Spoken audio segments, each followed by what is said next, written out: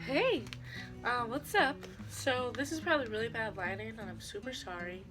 But it's late at night. It's like 12 in the morning. So this is probably just gonna be like a little casual video. Just to get unready with me, I guess.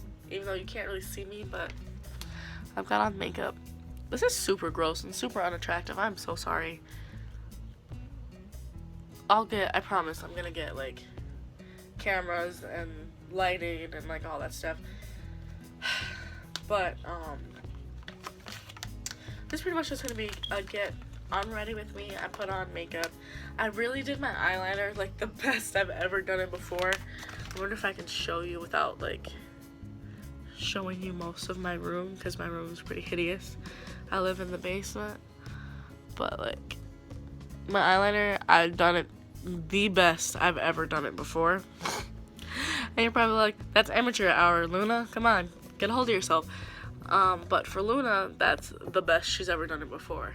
So, anyway, if I could open this is really, really tough this time.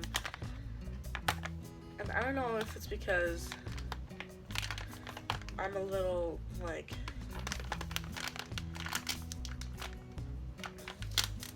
no, I got it. Okay. So I pretty much just wanted to do like a little get unready with me. I'm not gonna wrap my hair tonight because I just don't feel like it, and that was the whole reason I flat ironed my afro out.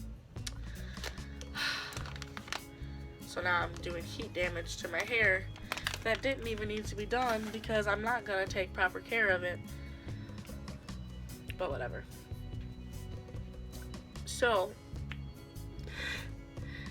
I just wanted tonight's video just to be about like toxic friends and toxic friendships, and just like, you know, my experiences with that, and how right now I'm dealing with something that I may or may not believe to be a toxic friendship. There's this girl. I've been where I've been at for 13 years, so I've known this person for 12 years, maybe, because for a few months I didn't know anybody, and I was a loner kid until two children approached my house and was like, hey, knock knock, you know, we know someone lives here who's our age, tell her to come out. They told that to my parents, and I came to the door and I made friends with them. So fast forwarding 13 years later, I'm friends with this person, and I'm really starting to feel like used and underappreciated, and part of that is my fault. So let me backtrack. You know how you're friends with someone for a really long time until you feel like you can give them unsolicited advice? Well, sometimes with friendships, even though you've been friends for like 12 plus years, right? Sometimes people do not want your advice. I learned that the hard way. However, this person said some really harsh things to me. I'm not gonna repeat them word for word, but pretty much invalidated my advice because the relationship I'd been in didn't count to her because I got cheated on for for all the years of the relationship. I got cheated on for 3 years of the relationship. So to her, my advice meant nothing. And she told me that to my face, and it was just like she was kind of going out off of rage. But I'm like, this is kind of where you let your true colors like shine, right? So I'm upset with her, and it did hurt my feelings, and that's when I knew that I was kind of like, you need to change something up. And I kind of stoned myself and thought to myself that I was not going to let this affect me, and I knew that what I needed to do was either tell her about it or to completely take her out of my life, because at this point it was just like, if you're comfortable enough to say stuff like that to me in my own vehicle when I'm driving you around, it's you're letting your true colors shine type of thing. even, you know how they say jokes have some meaning behind them? It was like that. So, this happened, and this person has a girlfriend who I've been kind of ducking and dodging. I don't want to meet her because I've heard some of the things that this girlfriend says about me, and like how I'm apparently a problem in the relationship, but I'm not doing anything wrong. Like, me and my friend are not hooking up, we're not doing anything odd, you know. And in a previous relationship that my friend had, she would tell her girlfriend, yeah, you know what, she's my side piece. And that was not true. That was never the case. And it's like, you're not doing me any justice to keep me out of trouble. Now, what if this girl wants to come and fight me because you're over here spreading lies and telling this girl this stuff? She's not gonna believe me if I say, no, that's not the case, right? So, fast forward to now, this friend has her girlfriend in town, and I've been ducking and dodging them. And I had not really spoken to this person in person after they said all these things to me about how, like, my advice was invalidated because I got cheated on for 3 years, and how I'd only been in 2 relationships that they knew of, and none of them counted to this person. They didn't really care for my advice, which I was giving unsolicited advice.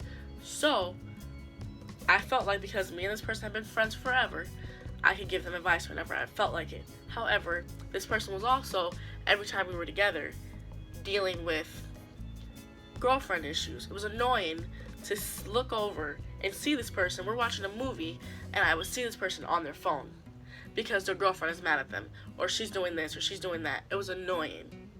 So I would be like, you know, your girlfriend can't really act like that. She can't be doing this, she can't be doing that, you know. And it was to the point where, like, they would be together for most of the weekend. They could have been together for 2 whole weeks. And the day this girl comes back and hangs out with me, immediately there's an issue. You know what I mean? It's like, your girlfriend can't act like that. She just had you this whole weekend. And then you're like, oh, I'm going to be hanging out from 7 to 9.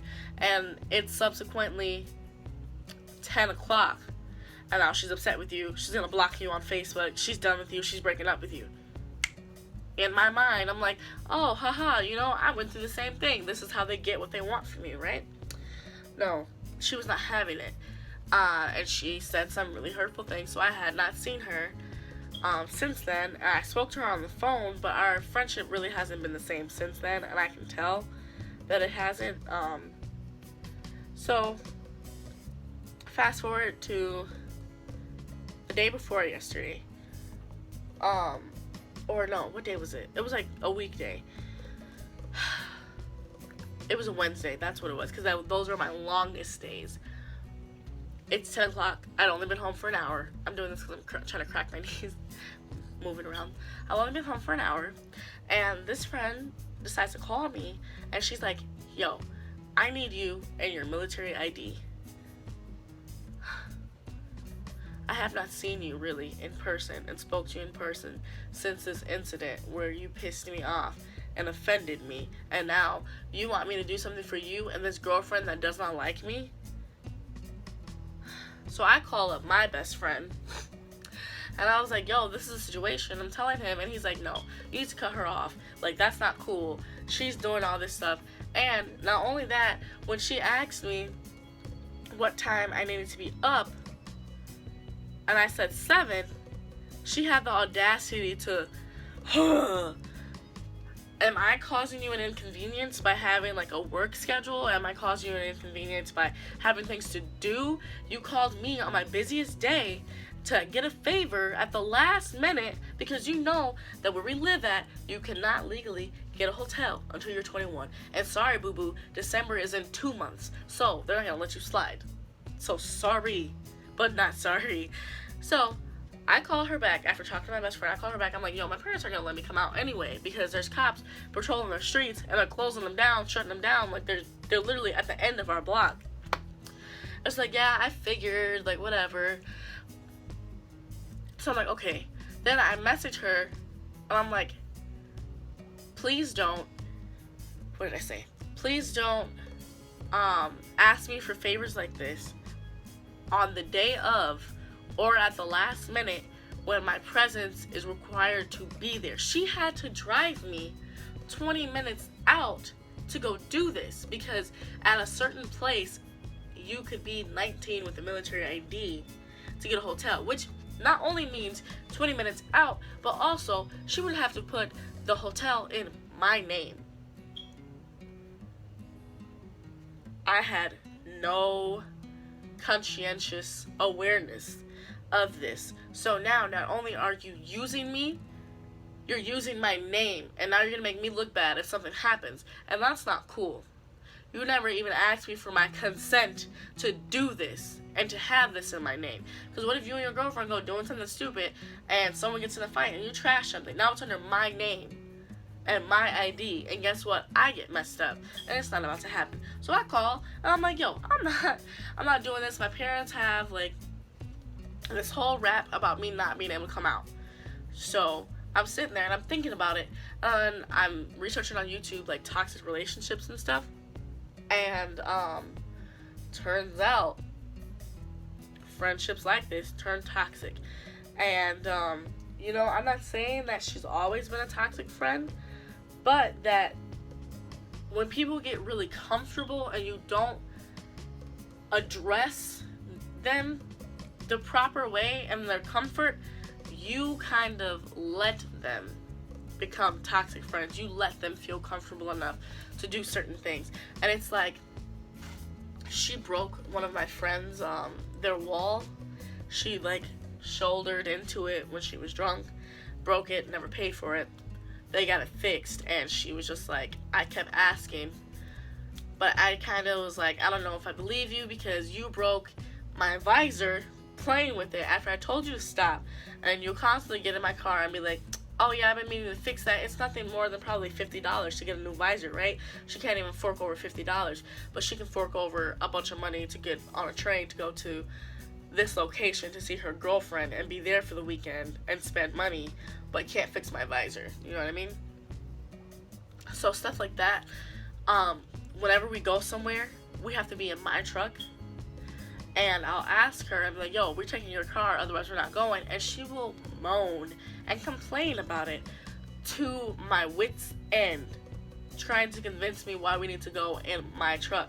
And then she had the audacity to say one time, if her car ever broke down, she's making me pay for it because I'm the only person that she drives around. And I was like, no. That's not about to happen because I take you everywhere in my truck. When I got you a job and we were working at the same job, I took you to work. So don't sit here and tell me you're gonna make me pay for something that breaks down because you didn't even pay for my visor that you broke in my vehicle, let alone the wall that you broke in our friend's apartment. Toxic friendships, toxic relationships, that's how they go. And I didn't notice it because I'm like, oh, this person's been a good friend, and you know, we've been friends for like 12 plus years and this and that. And I'm not gonna lie, like, you know, I was probably a bully like way back when, but she saw me as a bully, and it was like I wasn't the one doing the bullying, it was someone else. And she did things that were sketchy and weird, and like things that were like, you know, we're probably not gonna end up best friends. And she even now tries to get me to call her my best friend, and I did it a few times, and it didn't sit right with me. It almost made me want to throw up. And now I know why, because this whole like friendship thing is just not working. And it's like to the point where it's almost infuriating to see her face, because there was another girl who was complimenting me, saying like, oh, how I lost weight and this and that, and I was really doing good with my figure. And she, my friend, my toxic friend, would start saying, she's not losing weight, she looks the same, she's still this, she's still that. And this other girl was saying, no, she really lost weight, like she toned up, which means she's losing weight. And the girl would go, all she did was lose her stomach and do something else. That's it. She didn't lose any weight. Like, why are you sitting here? This girl's trying to compliment me and you're trying to backhand compliment me. Like, why? Toxic relationship. So now I have to figure out what I want to do with this friend. Her girlfriend's in town. I'm not going to see her. I refuse to meet her girlfriend because it's like, why am I going to meet somebody that can't decide if they like me or dislike me? And then it's like, I don't know what you're telling your girlfriend. When you get mad, you're like, oh yeah, me and Leah are hooking up, because she's done that before, which also does not help my case. It's like, you obviously don't care about me and my safety and what I have to say about this, because now if your girlfriend's coming and trying to fight me, it's a problem. Which one of her girlfriends did want to fight me because she was saying stuff like that. So I have to decide what I want to do about this. But this is my little story time. It's probably going to be unabridged, uncut, unedited. I'll have to see. But this is like my little story time on toxic friendships, and I will probably have a video about ways to know if you're in a toxic friendship or a toxic relationship or toxic anything. It can be with your parents, your boyfriend, your friends, your best friends. Anyone can turn into a toxic relationship. But also, you as a person and your personality can aid them forward into doing that. So I'll probably have a video about that up. We'll have to see. But until then, I will talk to you guys later. Peace.